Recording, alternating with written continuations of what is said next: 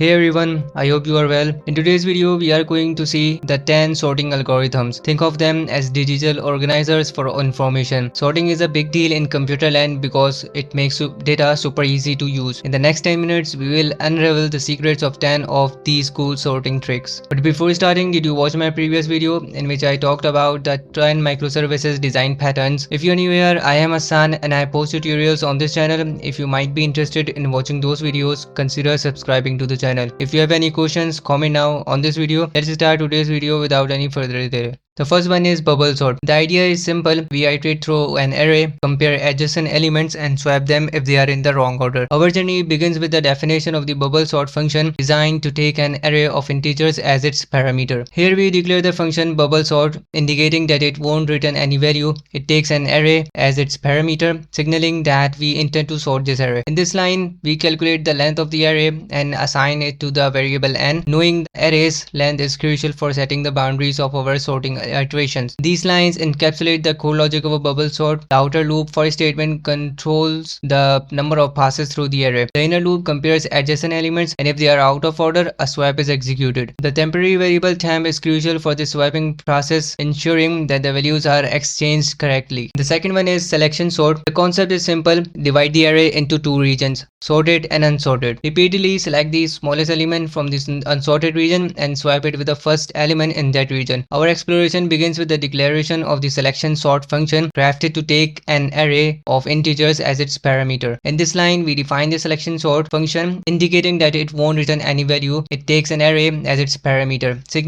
signifying our intent to sort this array. Here we calculate the length of the array and assign it to the variable n, knowing the array's length is crucial for setting the boundaries of our sorting iterations. These lines encapsulate the heart of selection sort. The outer loop for statement controls the iterations through the array. Inside, we find the index of the smallest element. Min index is in the unsorted region. If a smaller element is discovered, we update min index variable. After a full iteration, we swap the smallest element with the first element in the unsorted region, ensuring a gradual construction of the sorted array. Third one is insertion sort. Insertion sort builds a sorted region within the array by repeatedly selecting elements from the unsorted part and placing them in their correct positions. Our journey commences with the declaration of the insertion sort function tailored to take an array of integers as its parameter. In this line, we define the insertion sort function, specifying that it won't return any value and it takes an array as its parameter. We calculate the length of the array and assign it to the variable n, and we are going to use that as the array's length. These lines encapsulate the essence of insertion sort. The outer loop for a statement controls the iterations through the array, starting from the second element. Inside, we designate the current element as key and find its correct position within the sorted region, shifting larger elements to make space. The while loop ensures this shifting process occurs efficiently, leading to the gradual construction of the sorted array. Fourth one is merge sort. Merge sort employs a divide and conquer strategy, recursively dividing the array into two halves, sorting each half and then merging them back together. Our exploration begins with the introduction of the merge sort function, crafted to take the array and its boundaries as parameters. In this line, we declare the merge sort function, specifying that it won't return any value. It also takes an array as its left and right boundaries, I left and right as parameters, indicating our intent is to sort a specific segment of the array. Here we initiate a check to ensure that the array segment has more than one element. If L is less than R, it implies there is more than one element, making the segment eligible for further division and sorting. This line calculates the middle point M of the current array segment. It serves as a dividing point for the recursive calls, splitting the segment into two halves. These lines initiate recursive calls through merge sort, addressing the left and right halves of the array. This recursive division continues until we reach base cases where each segment has only one element. This line invokes the merge function, responsible for merging the sorted left and right halves back together. The merging process ensures that the combined segment maintains its sorted order. Fifth one is quick sort. Quick sort selects a pivot element, partitions the array into segments, and recursively applies the same process to each segment. Our journey begins with the introduction of the quick sort function, designed to take an array and its boundaries as parameters. Here we declare the quick sort function,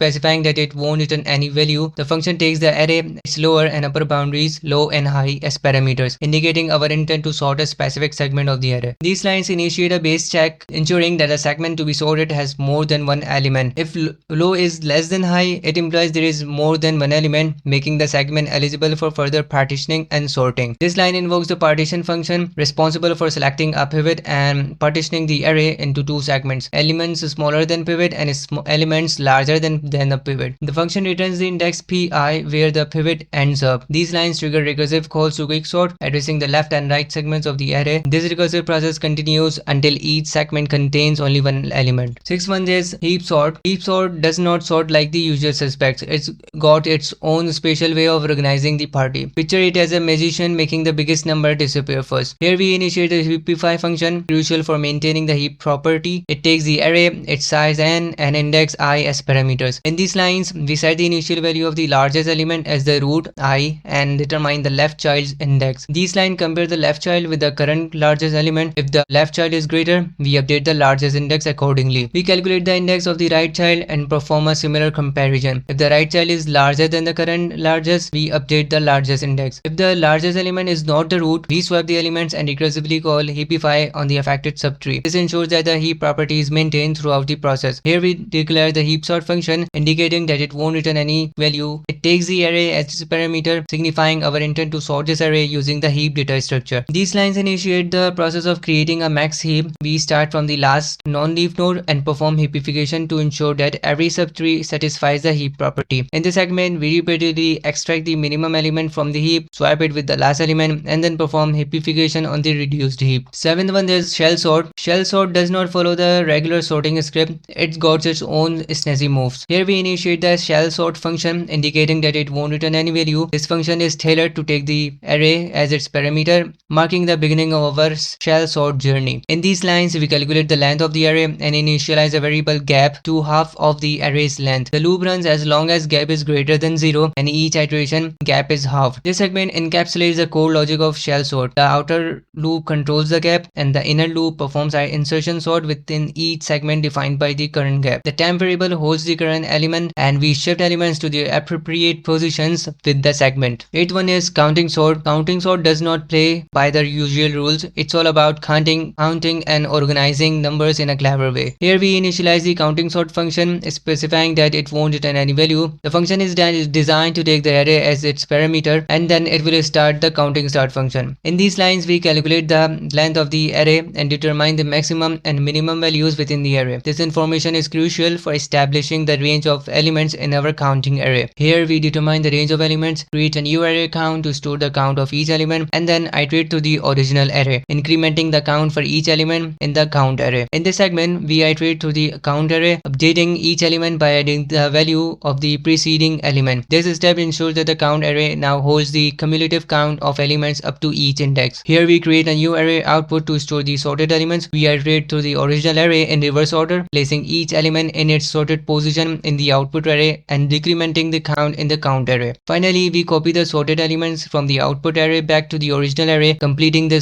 counting sort algorithm. The ninth algorithm is Dtic Sort. We initiate the Dtic Sort function, indicating that it won't return any value. It also takes the array as a parameter. In these lines, we calculate the length of the array and determine the maximum value within the array. The variable exp is initialized to 1, representing the current digit place. This segment encapsulates the core logic of Dtic Sort. We iterate to the digits of the maximum element max, applying counting sort to sort elements at each digit placed exp. The counting sort by digit function handles this sorting based on the current digit place, and we update exp for the next iteration. This section defines the counting sort by digit function, which performs counting sort based on the current digit place exp. It creates the output array to store sorted elements, maintains a count array, and follows the counting sort steps of counting occurrences, updating counts, placing elements in correct position, and copying back to the original array. Finally, the last one is bucket sort. Bucket sort has a cool trick up its sleeve. It throws elements into buckets and sorts them out like a well-organized party. Our exploration kicks off with the declaration of the bubble sort function, designed to take an array of floating point numbers. This function will be the maestro conducting the sorting performance. In this segment, we set the stage by calculating the array length and initializing an array of lists, which are called buckets. Each bucket is essentially a container for our elements. elements. We traverse the array, determining the index of the appropriate bucket for each element based on its value. Elements are then added to their designated buckets. Within each bucket, a sorting spectacle unfolds. We gracefully sort the elements using a built-in sorting method. Each bucket now contains ordered elements. The final act, we traverse these sorted buckets and concatenate them back into our original array, creating harmonious melody of sorted elements. And there you have it, 10 sorting algorithms in 10 minutes. From the simplicity of bubble sort to the efficiency of